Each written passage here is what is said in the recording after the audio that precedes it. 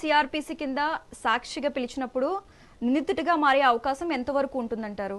అలాగే విచారణ సమయంలో లాయర్ పక్కన ఉండేందుకు అనుమతి ఉంటుందంటారా?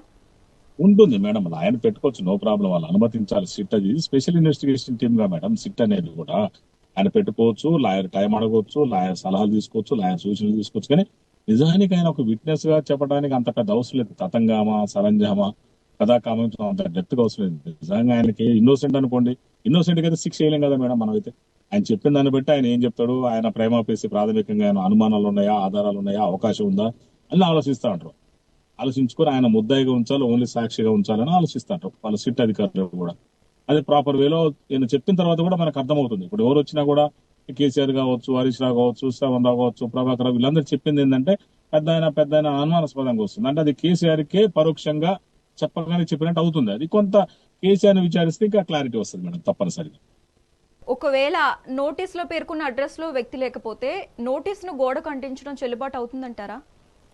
లీగల్ గా ఉంది మేడం, 100% అబ్సల్యూట్ గా అవుతుంది. బీయింగ్ అడ్వకేట్ చెప్తున్నా, లీగల్ గా ఎక్కడైతే ఉందో వాళ్ళ సమన్స్ ఏదైతే రికార్డెడ్ అడ్రస్ అంటే అఫీషియల్ అడ్రస్, ఆధార్ కార్డు ప్రకారంగానే కేసీఆర్ అనుకోండి, ఎన్నికల అఫిడవిట్ ప్రకారంగానే అడ్రస్ ఉందంటే ఆ అడ్రస్ కి గోడ కంటించేసి అదే తీసుకెళ్లి వాళ్ళు సిట్ అధికారులకు మళ్ళీ సబ్మిట్ చేస్తారు కోర్టులో. సో యాజ్ ఈజ్ గా యాక్సెప్ట్ అవుతుంది madam, no doubt at all. Legality అది. మనం బయట సివిల్ కోర్టు ప్రొసీజర్ కూడా అంతే ఉంటుంది, ఎక్కడైనా అంతే ఉంటుంది, క్రిమినల్ కేసులోనే అంతే ఉంటుంది.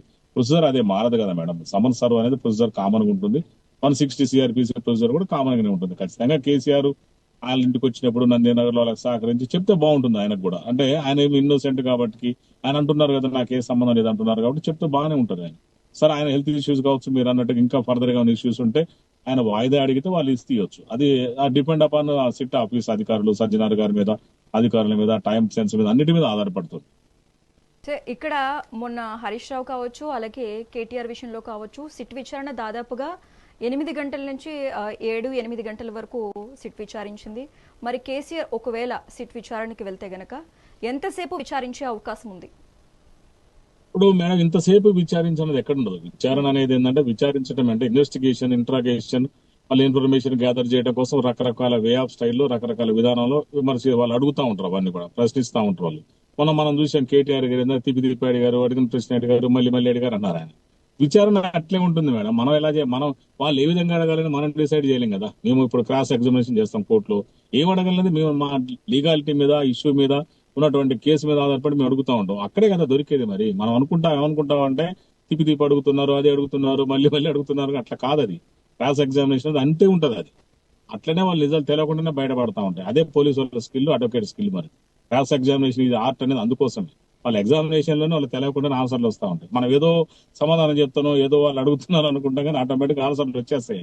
ఆ తర్వాత అన్ని ఫ్రేమ్ అయినప్పుడు అప్పుడు అర్థం అవుతూ ఉంటాయి, అరే ఇలా ఇంత ఉందా దీని మీనింగ్ అనుకుంటాం మనం. ఎందుకంటే మేము ప్రాక్టీసింగ్ అడ్వకేట్ 21 years స్టాండింగ్ నాది. అందువల్ల ఇవన్నీ ఏంటంటే వాళ్ళకి అర్థం కావు. వాళ్ళు ఇప్పుడు కేటీఆర్ గారు మన బయటకు వచ్చి ఇచ్చిడిగా ఎగతాళిగా వాళ్ళు అడిగింది అడుగుతున్నారు, మళ్ళీ అడుగుతున్నారు, ఏదో అడుగుతున్నారు, ఏసార్లు చెప్పాలి, తిప్పి అడుగుతున్నారు. అట్నే ఉంటది ఇన్వెస్టిగేషన్ అనేది, అంతే ఉంటది. వాళ్ళు ఒక పాయింట్ దొరికితే చాలు, కేసు మొత్తం క్లియర్ అయిపోతుంది. అది ఒక పాయింటే కదా మేడం. కేసు కొట్టేయాలన్నా, నిలబడాలన్నా, కూలబడాలన్నా ఒక పాయింట్ తోటి ఉంటుంది. అదే కేటీఆర్ గారికి అర్థం కాకను మరి కావాలని సిట్ అధికారులు అపహాస్యం చేసినట్టుగా, అవహేళన చేసినట్టుగా మాట్లాడారు, మనం చూసాము, విన్నాం. సో వాళ్ళు అడిగేది ఉంటుంది. ఎన్ని గంటలు మీరు అడిగారు, ఎన్ని గంటలు అనేది, ఎంతసేపు అనేది ఆయన ఇచ్చే ఆన్సర్ మీద, వీళ్ళు సాటిస్ఫై మీద, ఇచ్చేటువంటి క్వశ్చన్ల మీద, ఆ క్వశ్చన్ ఒక తయారు చేసుకుని వస్తారు అధికారులు. ఆ క్వశ్చన్లు బట్టి అడుగుతూ ఉంటారు, ఈయన ఆన్సర్ ఇస్తా ఉంటారు. అనుబంధ ప్రశ్నలు కూడా ఉంటాయి మళ్ళీ. అంటే అప్పటికప్పుడు నేను చెప్పిన దాన్ని బట్టి కూడా కొన్ని క్వశ్చన్ రేజ్ కావచ్చు, ఆ క్వశ్చన్లు అడుగుతూ ఉంటారు. అట్లా ఫర్దర్ గా ముందుకు పోతుంటుంది కేసు కూడా.